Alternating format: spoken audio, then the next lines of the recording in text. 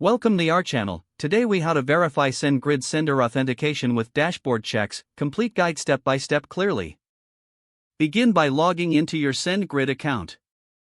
Once logged in, navigate to the dashboard. Look for the Sender Authentication option on the left-hand menu. Click on Sender Authentication to access the authentication settings. On the Sender Authentication page, you will see options for verifying your domain. Select the option to authenticate your domain. You will be prompted to choose your DNS host provider. Select the appropriate provider from the drop-down menu. If your provider is not listed, you can choose other for manual setup. After selecting your provider, click the Next button. You will be provided with DNS records that need to be added to your domain settings. Open a new tab and log into your domain registrar. Locate the DNS management area for your domain. Add the provided DNS records one by one. Make sure to follow the exact values and types specified by SendGrid.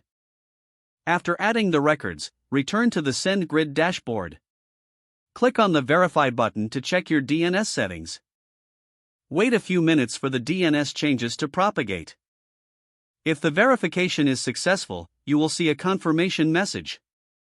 In case of failure, double-check the DNS records for accuracy.